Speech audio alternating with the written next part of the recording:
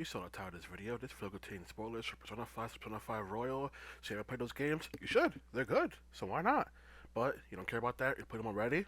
Welcome. Enjoy. I put in this buffer because, you know what? I like give people a spoiler warning for stuff. You know? I don't have to. But it's nice to do, you know?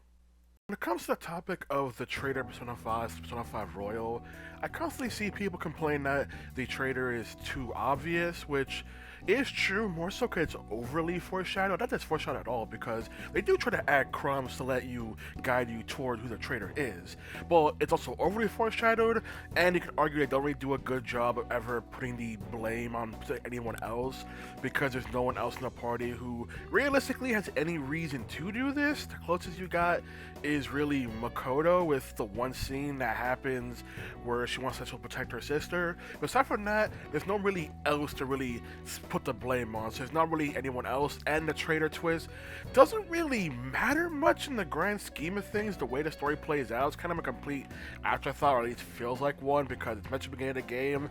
But I don't really feel like many people really keep that in their mind of what if this person who's joining is the traitor kind of thing.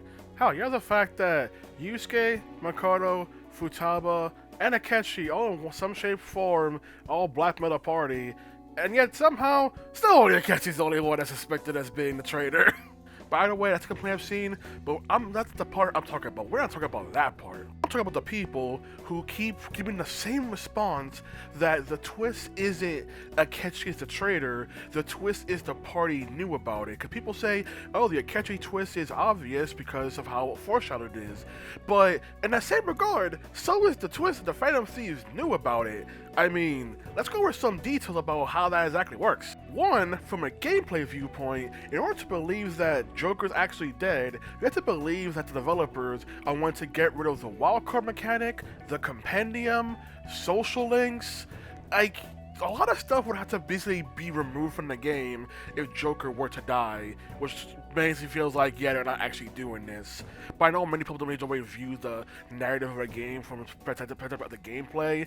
I'm not so sure that's kind of a me thing, but that's one thing that's like, yeah, it's clearly not happening. What's happening on screen is clearly not happening. Narrative one is the fact that you have the moments where Joker can't remember certain details, and it's like, oh, obviously they're up to something, because why else would the game highlight here's a conversation between Joker and like Morgana, for example, but there's no dialogue being played, because if you knew the dialogue going in there, then it'd be way more obvious than it is. But it's kind of obvious sign that, oh, something is going on here. My biggest gripe, which I've seen nobody talk about whether they don't like the twist or they do like the twist, so my biggest gripe is how the whole entire plan to save Joker basically makes no sense, and the game has to bend over backwards to justify it, and even then, things still don't add up. So I'm gonna go over points that I have when it comes to this whole entire plan. That's point number one. When cognitions are killed in the game, they immediately dissolve into mist on the spot. Yet somehow the cognitive security guard and Joker manage to stay there long enough just for Akechi to think he has killed both of them, which is completely inconsistent with the rest of the game. This one point already was something that baffled me when I first played the game, because that is such a butt pull to even try and justify how Akechi wouldn't know that things are wrong in the situation.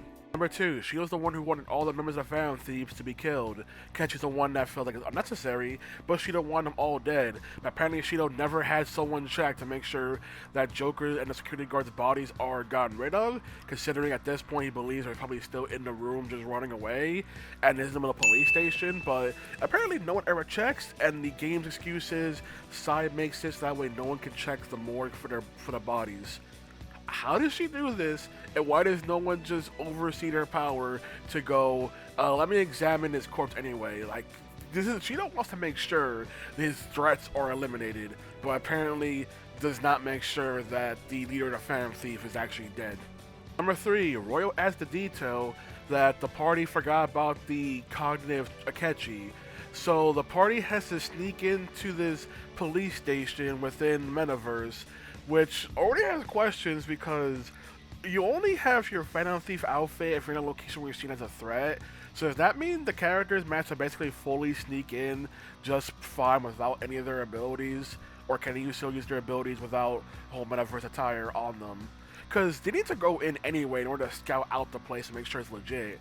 But if the idea is that this place is just a normal police station with within size cognition, doesn't that mean the cops would basically also be there just doing their job and they just somehow snuck into the entire place as if the whole was empty or something? Before, the party makes the claim that Ketchy has to have been in the metaverse before because he knows Morgana can talk. And while it is a red flag that Ketchy accidentally slips up on, you need to witness Morgana talking, because Sai has been to the metaverse, but since she did not witness Morgana talking, she still cannot understand Morgana. Which the game never makes the point of how or when Akechi ever saw Morgana talk. And I know, no, I don't want to believe people's BS claims of, well, once you know about the Black Mask, let's just say Akechi was spying on them.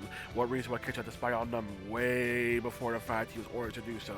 So, no, I don't believe that. There's no point in which Akechi would be able to have seen Morgana talk. So why does he know Morgana can talk? Or more so, why can he hear his voice?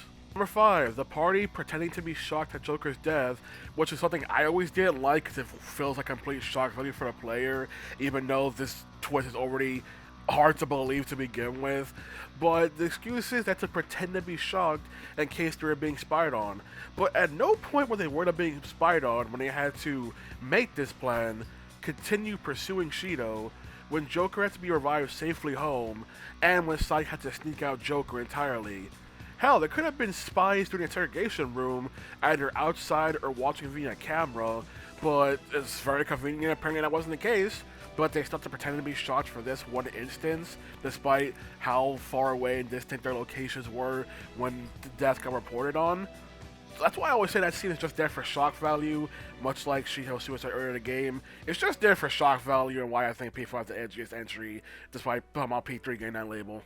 This is more so just a party getting lucky kind of thing, but I'm gonna count it anyway. All the things that could have gone wrong that somehow didn't go wrong, such as what if Akechi got to the station before Sai? Ryuji somehow not screwing this up when Ryuji is constantly screwing things up throughout the entire game. Futama's pre-recorded messages on the phone coming in precisely when Sai needed to hear them. Or, once again, Akechi not keeping any tabs on the party as they're making this plan to trick him. Especially when being in phone text conversations, Haru is the most least subtle person in the entire freaking phone group, but luckily Akechi is kind of an idiot. Those are the main points why I don't like the whole entire plan, because it doesn't really add up, and just so many butt pulls had to be done in order for this plan to be justified, to the point where Royal had to add in more details, and even then the plan still shouldn't have worked at all. Like, it's basically not a moment of the Phantom Thieves outsmarting their opponent, it's basically a moment of the opponents being incredibly dumber than the Phantom Thieves. I'll also say, despite the catchy twist being obvious, it's not as if the game doesn't put a grand reveal towards the catchy twist and everything regarding it, especially since you could F up an interrogation room and still get killed, or the whole entire time up game over scene where it doesn't show Akechi, but has like a distorted voice for him to cover him up as he kills Joker. It's not that the game puts no point into trying to hype up this whole entire twist. I've seen people actually still get surprised by it, or in the case of my friend, he just didn't want to believe Akechi was actually the traitor for some reason. It was so fucking obvious. Who could that voice belong to? It was so fucking obvious the moment he said he hated us! You motherfucker! I like how that's what it took. Not me reminding you that him saying he awakened a month ago was an obvious lie, but you forgot about that. Yes, I fucking did, apparently. I didn't want to believe it, man. I didn't want to believe it because I fucking liked him. I didn't want to believe it. You motherfucker played me like a goddamn fiddle. You're telling me Akechi got a black mask, freaking changed costumes, freaking changed to a completely different... Why is his name Crow now? Crow is black and he's wearing a white outfit. This motherfucker played me like a goddamn fiddle. He is the fucking Black Mask Assassin too. I hate this fucking game. I hate this game. I fucking trusted him! You just really like that guy, I guess.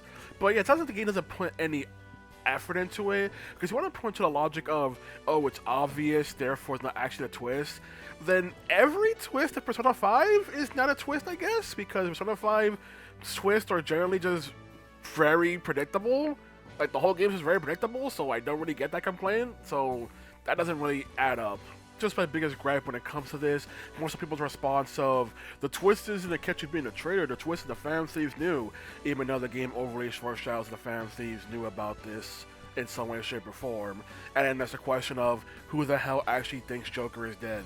Like, I've seen people whose first game, Persona 5 Royal, literally go, who the hell thought he was dead? Like, legitimately baffled that they were supposed to be surprised by that aspect, or that's supposed to get them. It's already been 2.5 What is the years twist? since we met. I'm sorry, what is this twist? There's a twist that he got shot in the head? Yeah. Yeah. Who thought he was actually going to be dead? I did for a split second. I was like, oh, that's actually kind of a good twist. And then, like, 3 seconds later, I was like, yeah, but he's in Smash. Exactly. Like, he's in Smash and he's on the fucking case of the game. Like, what? Huh?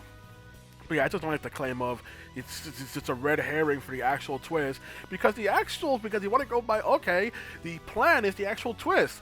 Then that twist sucks too, because the plan is stupid, it makes no sense, and the game is a bent over backwards for it. But no one was talking about that fact, they just go, the twist is the plan, and the plan sucks.